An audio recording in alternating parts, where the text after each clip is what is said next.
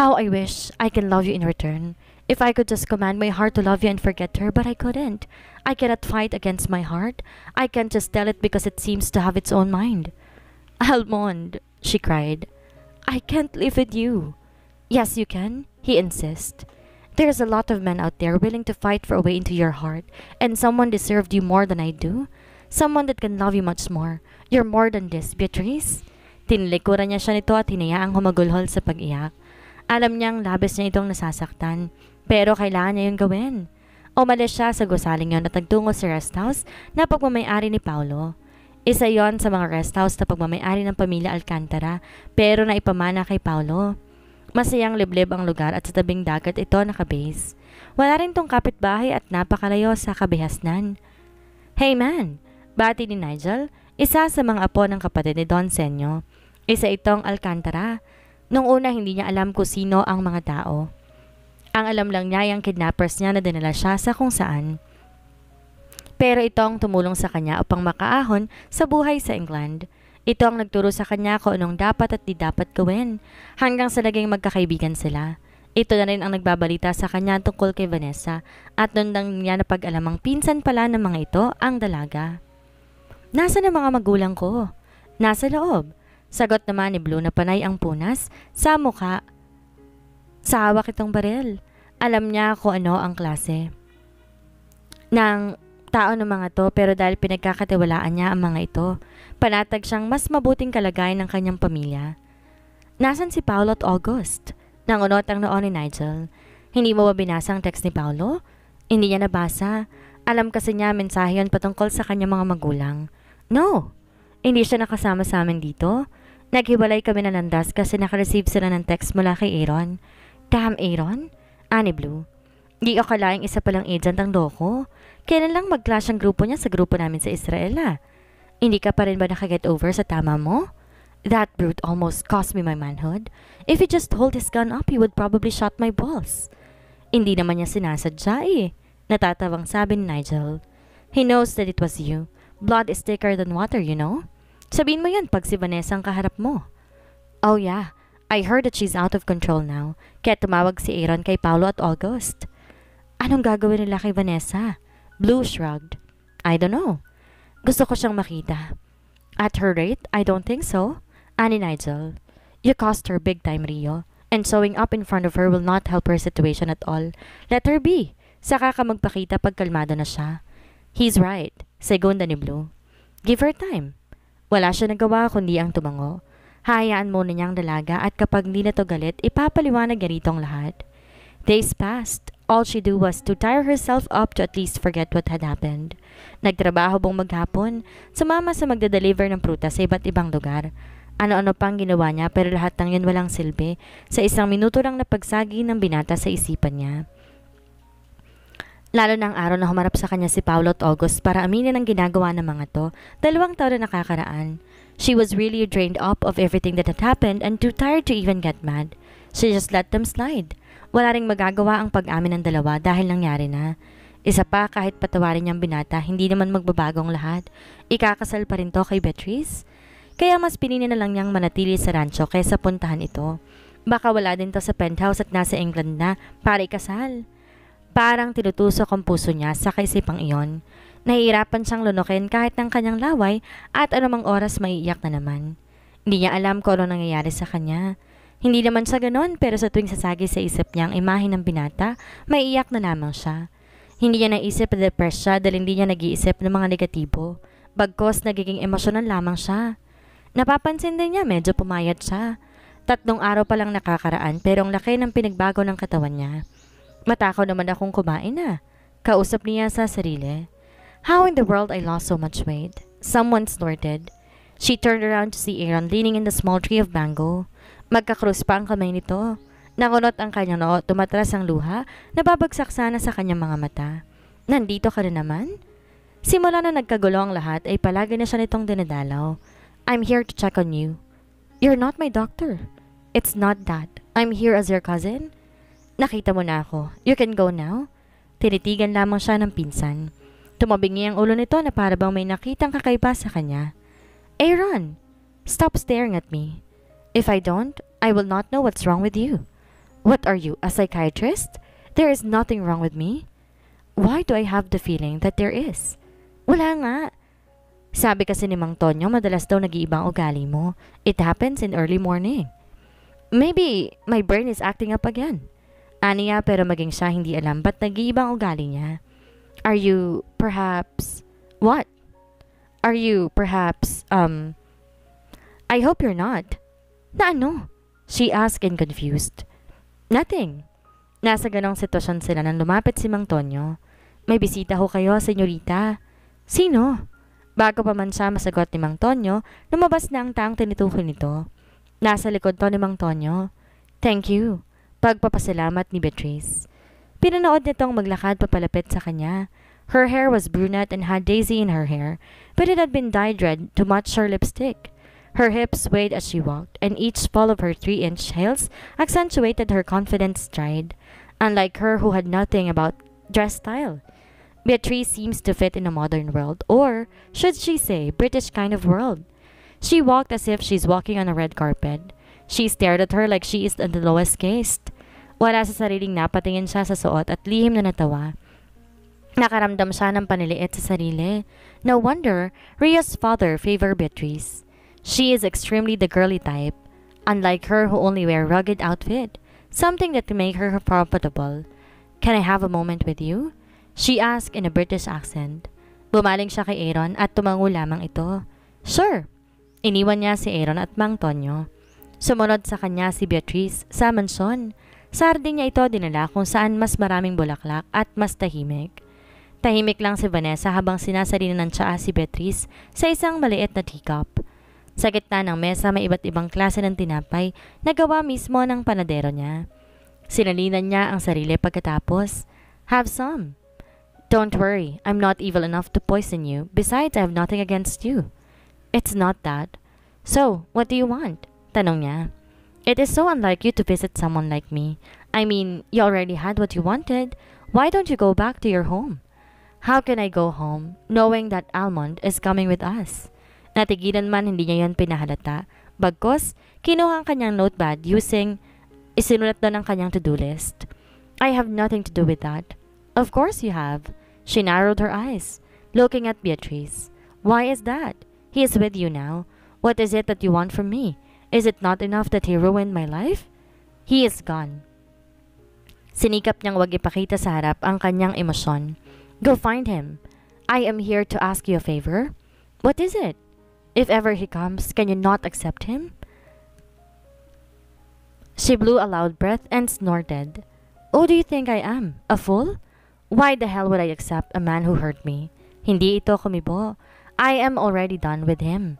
Natigilan siya nang bumuhos ang luha nito habang nakatitig sa kanya na para bang pinag-aaralan siya. Noon lang niya napansin na kanina pa pala itong nagpipigil. While looking at you, I came to realize what is it that he loves about you, what he sees that he could not see in me. It hurts to think that the man I loved for 2 years had his heart marked to someone else. I may look like the bad one here, but I want to be honest. I may be selfish, but this is just me, wanting to get something that I want so bad. And I want him for myself. You say it as if he is the only option you have. She spat. As if he is the only man in the world. Of course, Rio was the center of the world, but not anymore. There is more than you think. Do not be a homeless dog who follows people and expect them to give you love and affection. Beatrice's eyes narrowed. You don't know what I've been through, so you have no right to judge me. Wika nito. Pilit itong pinapakitang matapang to pero lumalabas ang kahinaan at lalo pa itong napapaiyak. Pero napahanga siya nito dahil sa tapang na ipinapakita. I may look like a dog to you, but not just an ordinary dog who only knows what's to follow her master. I know how to bite too, and I will bite someone that will try to take what's important to me, even if it's you. Tahimik lang si Vanessa habang nakatanaw sa magandang tanawin, pero dahil sa makapal na ulan ay wala siyang maaninag na kahit ano sa labas. Tanging ilaw lang ng mga pasalubong na sasakyan na nakikita niya. Niyaya kasi siya ni Carl na lumabas, kaya naman pumayag siya dahil nababagot na rin siya sa rancho. She just want to forget about Beatrice and everything that she have said to her, lalo na kay Rio. Hindi naman niya iyon sinasadya, pero dahil sa galit niya nasabi niya iyon. When realization hits her, she felt bad and unwell and stayed in her room. She was so upset to herself that she did not eat, or, should she say, she does not like the food at all. Pakiramdam niya masusuka siya, kaya naman natulog siya nang walang laman ang tiyan. Kinaumagahan, ginising siya ng sikat, sakit sa tiyan at hilo. Wala naman siyang kinain, pero pakiramdam niya ay may gustong ilabas ang sikmura niya. She stayed inside the bathroom for a couple of minutes until she vomited. Hindi niya maintindihan ang sarili niya pagkatapos noon. Para siyang mawawalan ng malay dahil sa hilo at namumutla pa siya. Akala niya dahil iyon sa gutom. Dahilan kaya bumaba siya at kumain. But then, she saw the green apple in the basket full of different kinds of fruit. She cried and she does not know why. It's just green apple. It's not big deal. Then, she became moody. Mabilis siyang magalit kahit wala namang dahilan, tapos kakalma kalaunan. Ang akala niya'y matatapos ng umagang yon na kalmado lamang siya. Pero nang makita niya ang mga harvest na mangga at kulay berde ang mga to, bigla na naman siyang umiyak. She just does not like the color, she guessed. Are you okay? Carl asked. She has forgotten about him already. Sa kakaisip niya sa mga nangyari sa kanya, nakalimutan niya na may kasama siya. Nakakawala siya sa sarili. She sighed. Oo naman, bakit? Carl? I looked at her in the rearview mirror. Kanina ka pa kasi tulala. May problema ba? Just stress. Kailangan mo rin ipahinga ang sarili mo. Hindi mo naman kailangan na magtrabaho na lang araw-araw. Isang harvest na lang ang kailangan ko. Then, can I get that rest? I am just worried. Ngumiti siya. Thanks, but this is body. Alam ko kung kailan ako hihinto at kung kailan hindi. Carl sighed in defeat. After harvest, what will you do? Napaisip siya. Mais at palay? Yeah. Hindi niya po pwedeng iwanang walang tanim ang kakaani lang niyang lupa. Baka mapagalitan siya ng lolo niya. Bumagsak ang balikat ni Carl. Marahil na aawa na to sa kanya. Can you just leave it to Mang Tonyo? I'm sure he will take care of it. Lolo will not be pleased if he finds out someone is doing my job. Gusto mo ba na kausapin ko siya? No, Carl. He will think I'll ask you that. I am just worried about you. Baka sa mukha nito ang pag-aalala. Nakalimutan mo na bang babae ka pa rin? You also need to have fun. We don't need that, and I can't have fun. I am not in the good mood. Kaya nga nilalabas kita, di ba? I want you to have fun. Nginitian niya ang binata. I am glad that you are my friend. Alam niya na hindi iyon ang gusto nitong marinig. Mula sa kanya pero yun lang kanyang ibigay sa binata at naiintindihan naman ito yon. Ayaw lang niyang masaktan to dahil kahit ano pang gawin niya, hindi niya ito kayang mahalin. Carl? He hummed. I want you to be happy. Tipid ang pangiti ng binata. I know. Then stop. Not now. Hindi mo magugustuhan ang sagot ko. At least I know I can handle it. Hindi naman ako nag-e-expect na mahalin mo ko, but I want to be here with you as long as you need me. You can cast me away when we don't need anymore. Alam mong hindi ko kayang gawin yan, hindi ba? Alam kong hindi ko kayang tapatan si Rio sa puso mo. Naiintindihan ko kung sa huli siya pa rin ang pipiliin mo. It's not that. Alam mong hindi ko gusto si Rio, hindi ba? Pero kung pakakawalan niyang isang tulad mo, kawalan niya yon. You are just perfect. They stopped at the restaurant. They parked near the restaurant and Carl, being so gentleman, gave her so much of a hand. Pinayungan siya nito at pinagbuksan pa ng pinto. Di na siya nagtaka pa na ipaghugot din siya ng upuan. Have a seat. Tipid ang pagngiti niya. Thanks. You're always welcome. May lumapit na waitress sa kanila upang bigyan sila ng menu. Naghintay to hanggang sa masabi nila ang kanilang order. Ngayon lang niya napansin ang suot nito. Mukhang pinaghahandaan ni Carl ang gabing iyon, samantalang siya'y simple ang suot.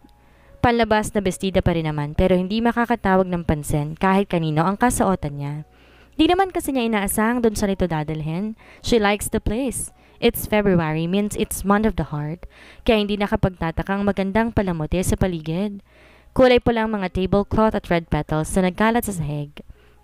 Magandang awitin na talagang nilikha para sa mga puso.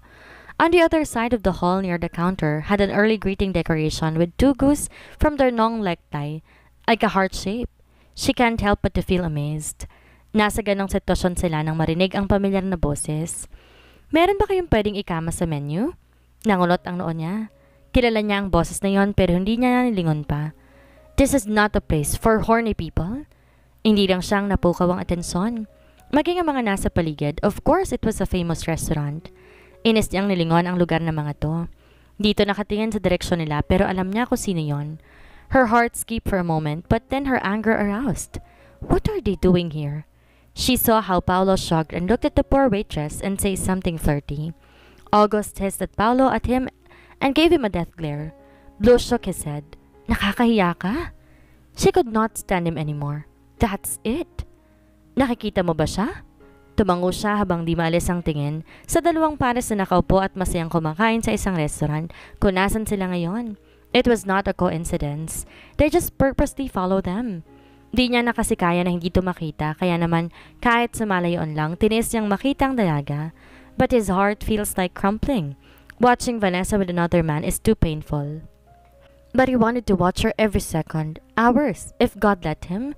Mag-order po ba kayo, sir? Tanong ng waitress sa kanila. Di niya pinansin ito dahil sa dalaga lang ang tingin niya. Me, I'm hungry. Meron ba kayong pwedeng ikama sa menu? Sir? This is not a place for horny people. Ayokong kumain sa table. I want to eat in bed. He looked at the waitress. Can you? Go fuck yourself. Asik ni August. Him being the killjoy of the gang, not taking a joke as a joke. Nakakahiya ka? Singhal ni August. Sinikap di lakasan ng boses para di sila mapansin ng iba. Muling binalik ang atensyon sa dalaga at nanlaki ang mata niya na makita tong nakatingin sa kanila. Di na siya nagtaka na makitang walang kahit anong emosyon siyang mabasa sa mata nito.